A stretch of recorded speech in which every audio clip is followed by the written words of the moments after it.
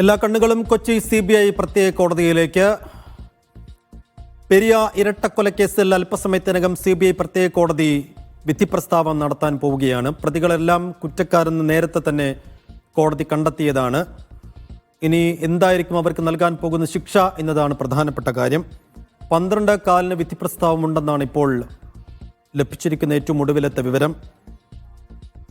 ശരൺ കോടതിക്ക് മുന്നിൽ നിന്നും ചേരുന്നുണ്ട്. ശരൺ, പ്രതിഭാഗത്തിൻ്റെ വാദം പൂർത്തിയായതിനു ശേഷം ഇപ്പോൾ പ്രോസിക്യൂഷന്റെ വാദം പുരോഗമിക്കുകയാണെന്ന് മനസ്സിലാക്കുന്നു. വധശിക്ഷ വേണം, പരമാവധി ശിക്ഷ ലഭിക്കണമെന്നുള്ള ആവശ്യം ആവർത്തിക്കുന്നുണ്ട് പ്രോസിക്യൂഷൻ വാദത്തിന്റെ കൂടുതൽ വിശദാംശങ്ങൾ ലഭ്യമാവുന്നുണ്ടോ?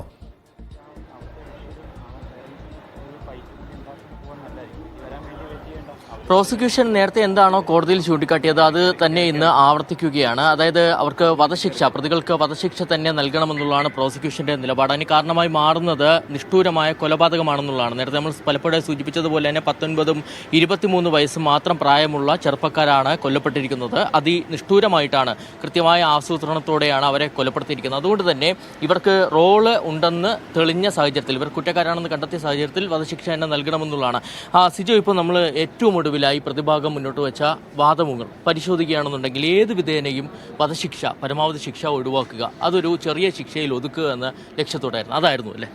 തീർച്ചയായും. എങ്ങനെയാണ് ഇതിൻ്റെ വധശിക്ഷയിൽ കുറഞ്ഞുള്ള ഒരു ശിക്ഷ കിട്ടാൻ സാധിക്കുക എന്നുള്ളൊരു വാദം തന്നെയാണ് അവർ പ്രധാനമായും മുന്നോട്ട് വെച്ചിരുന്നത്. അതിൽ ആദ്യം തന്നെ പ്രധാനമായും പറഞ്ഞൊരു കാര്യം, ഇവർ സ്ഥിരം കുറ്റവാളികളല്ല. ഇതിനു മുന്നേ ഇത്തരത്തിൽ കൊലപാതകങ്ങൾ നടത്തുകയോ അങ്ങനെ ക്രിമിനൽ പശ്ചാത്തലമുള്ള ആളുകളോ അല്ല എന്നുള്ളതാണ് പറഞ്ഞിരിക്കുന്നത്. സ്വാഭാവികമായും കോടതി പരിഗണിക്കുന്ന പ്രധാനപ്പെട്ട ഒരു കാര്യമായിരിക്കും, ഇതിന് മുന്നേ കുറ്റകൃത്യങ്ങൾ ചെയ്തിട്ടുണ്ടോ, അല്ലെങ്കിൽ കൊലപാതകങ്ങളിൽ പ്രതികളായിട്ടുണ്ടോ, കൊലക്കുറ്റം ചെയ്തിട്ടുണ്ടോ തുടങ്ങിയ കാര്യങ്ങളുണ്ട്. അപ്പോൾ ആദ്യം തന്നെ പ്രതിഭാഗം കോടതിയിൽ ഉന്നയിച്ചൊരു കാര്യം എന്ന് പറയുന്നത് അത്തരത്തിൽ സ്ഥിരം കുറ്റവാളികളല്ല എന്നുള്ളൊരു കാര്യം വ്യക്തമാക്കിയുണ്ടായി. രണ്ടാമതായി ഈ കാര്യം പറഞ്ഞത് അപൂർവങ്ങളിൽ അപൂർവമായ ഒരു കേസായി ഇതിനെ പരിഗണിക്കാൻ സാധിക്കത്തേയില്ല എന്നുള്ളതാണ്. കാരണം ഇവിടെ കൊല്ലപ്പെട്ടിരിക്കുന്നത് 2 പേർ മാത്രമാണ്. നേരത്തെ ചില സംഭവങ്ങൾ, ഡൽഹിയിൽ 13 പേർ ഉൾപ്പെടെ ആളുകൾ കൊല്ലപ്പെട്ട ഉൾപ്പെടെ കേസുകളിൽ ജീവപര്യന്തം ശിക്ഷയാണ് വിധിച്ചിട്ടുള്ളത്. സ്ഫോടന കേസിൽ പോലും ജീവപര്യന്തം ശിക്ഷയാണ് വിധിച്ചിട്ടുള്ളത്. അത് വധശിക്ഷ നൽകിയിട്ടില്ല. അങ്ങനെ 13 പേർ കൊല്ലപ്പെട്ട ഈ കേസിൽ ജീവപര്യന്തം ശിക്ഷയാണ് എന്നുണ്ടെങ്കിൽ 2 പേർ കൊല്ലപ്പെട്ടിരിക്കുന്ന ഇങ്ങനെയുള്ള വധശിക്ഷ വരെ ലഭിക്കാവുന്ന കുറ്റങ്ങൾ ചുമത്തപ്പെടുന്ന കേസുകളിൽ പ്രതിഭാഗം സ്വാഭാവികമായിട്ടും മുന്നോട്ട് വയ്ക്കുന്ന വാദമുങ്ങളാണ് ഇതൊക്കെ. നേരത്തെ പല കേസുകളിലും നമ്മൾ സമീപകാലത്ത് ഇത് കാണുകയും ചെയ്തിരുന്നത്. പക്ഷേ ഇത് അത്ര കണ്ട് ഫലവത്താകുമെന്ന് പ്രതീക്ഷിക്കുന്നുണ്ടോ?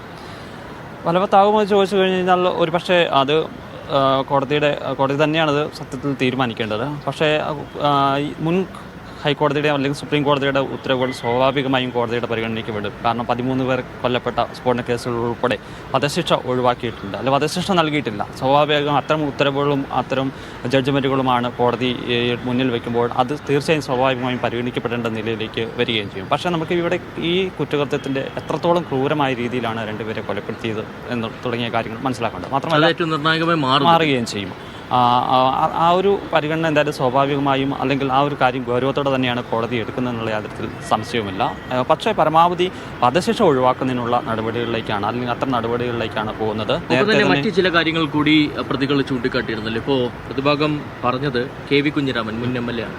അദ്ദേഹത്തിൻ്റെ അമ്മ മാത്രമാണ്, അമ്മ ഉണ്ട്. അപ്പോൾ സ്വാഭാവികമായിട്ട് അങ്ങനെയുള്ളൊരു വൈകാരിക വശങ്ങൾ കൂടി പറഞ്ഞുകൊണ്ട് ശിക്ഷ കുറയ്ക്കാനുള്ളൊരു നീക്കമാണ് നടത്തുന്നത്. ആ വൈകാരിക വശങ്ങൾ അതെന്തൊക്കെയായിരുന്നു ഏറ്റവും ഒടുവിലായിട്ട്? കഴിഞ്ഞ ദിവസങ്ങളിൽ തന്നെ ഇതിൻ്റെ ശിക്ഷാവിധി അല്ലെങ്കിൽ കുറ്റക്കാരാണെന്ന് കണ്ടെത്തുന്ന സമയത്ത് തന്നെ നമ്മൾ കണ്ടതാണ് എത്ര വൈകാരികമായ രീതിയിലാണ് പ്രതികൾ ആ കോടതി മുറിയിൽ പെരുമാറിയെന്നുള്ളൊരു കാര്യം. 15ാം പ്രതിയായിട്ടുള്ള ആൾ അന്ന് പറഞ്ഞത് തന്നെ തൂക്കിക്കൊന്നുള്ളൂ, താനിതില്ലാത്ത ഒരു നിരപരാധിയാണ്, നിരപരാധിയായിട്ടുള്ള തന്നെയാണ് ഇപ്പോൾ കുറ്റക്കാരനാണ് കണ്ടെത്തിക്കുന്നത്, എനിക്ക് പരമാവധി ശിക്ഷ നിങ്ങൾ തന്നുകൊള്ളൂ. അങ്ങനെ ഒരു വൈകാര്യമായതുകൊണ്ട് അതോടൊപ്പം തന്നെ അശ്വിനാണെന്നുണ്ടെങ്കിൽ വളരെ ചെറുപ്പക്കാരനാണ്, എനിക്ക് ഉപരിപഠനം നടത്തണം, സൈന്യത്തിൽ പോകണം, അത്തരം കാര്യങ്ങളാണ് പറയുകയും ചെയ്തത്. പക്ഷേ ഇന്ന് പ്രതികൾ ഇതേ കാര്യങ്ങൾ തന്നെ പറയുന്നുണ്ട്. കുഞ്ഞിരാമൻ, നമ്മൾക്കറിയാം, ഈ കേസിൽ ഏറെ രാഷ്ട്രീയ സാന്നിധ്യം കൊണ്ട് ഏറ്റവും കൂടുതൽ ശ്രദ്ധേയമാവുന്നത് കുഞ്ഞിരാമൻ്റെ സാന്നിധ്യം തന്നെയാണ്. കുഞ്ഞിരാമന് പ്രായമായ അമ്മ ഉണ്ട് എന്നുള്ളൊരു ഒക്കെ പറയുകയും ചെയ്യുന്നു.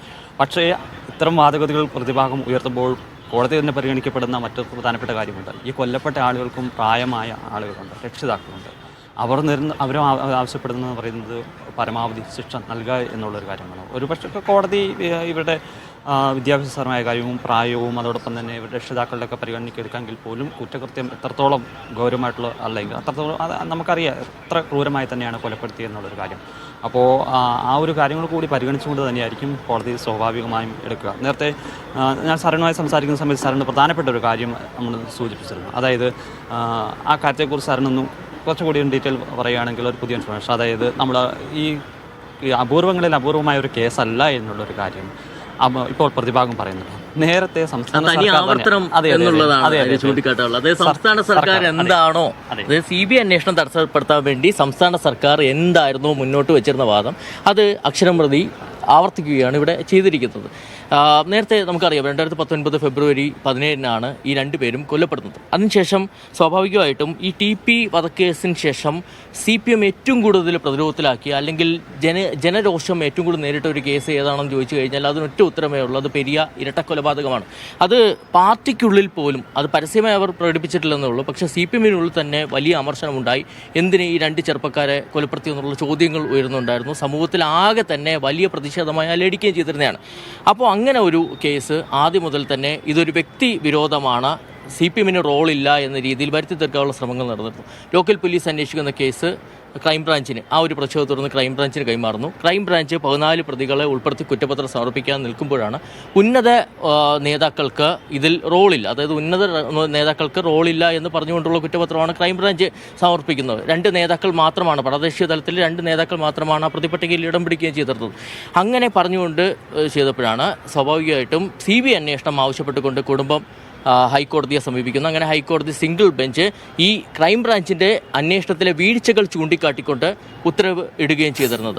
അതിനെ തടസ്സപ്പെടുത്താൻ, അതായത് അങ്ങനെ CBI അന്വേഷണം ഉത്തരവ് ആയി വന്നോടുകൂടി തന്നെ ഹൈക്കോടതി 20 മിനിറ്റുകൾ മാത്രമാണ് രാഷ്ട്രീയ കേരളം വലിയ ആകാംക്ഷയോടുകൂടി ഉറ്റുനോക്കുന്ന വിധിപ്രസ്താവത്തിന് ബാക്കിയുള്ളത്. വെറും 20 മിനിറ്റ് മാത്രമാണ്. 12:15 പെരിയ ഇരട്ടക്കൊലക്കേസിൽ കൊച്ചിയിലെ CBI പ്രത്യേക കോടതി ശിക്ഷ വിധിക്കുന്നത്. അത് പരമാവധി ശിക്ഷയാണെങ്കിൽ തീർച്ചയായും നേരിട്ട് ഈ കൊലപാതകത്തിൽ നേരിട്ട് പങ്കെടുത്ത 10 പ്രതികൾക്കും ഒരുപക്ഷെ പരമാവധി ശിക്ഷയിലേക്ക് കാര്യങ്ങൾ പോകാൻ സാധ്യതയുണ്ട്.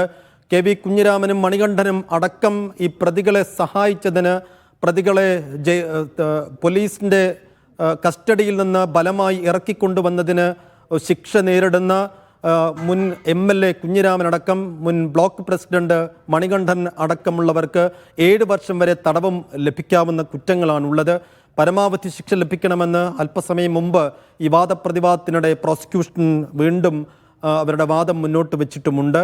എന്തായാലും ഈ വിധിപ്രസ്താവത്തിന് മുമ്പായി 2 ഭാഗത്തിൻ്റെയും അവസാന ഘട്ടം എന്നുള്ള നിലക്ക് വാദവും കേട്ടിരിക്കുന്നു ജഡ്ജ്. ഇനി ഇപ്പോൾ വിധിപ്രസ്താവം മാത്രമാണ് ബാക്കിയുള്ളത്. രാഷ്ട്രീയ കേരളത്തിൽ വലിയ തുടർചലനങ്ങൾക്ക് സാധ്യതയുള്ളൊരു വിധിയും കൂടിയാണ്. CPM രാഷ്ട്രീയത്തെ കാര്യമായി ബാധിക്കാനിടയുള്ള ഒരു അതിപ്രധാനമായ വിധിക്ക് കാതോർക്കാൻ പോകുന്നു കേരളം. ഇനി ബാക്കിയുള്ളത് 1/4 മണിക്കൂർ, എന്ന് വെച്ചാൽ 15 മിനിറ്റ് മാത്രം.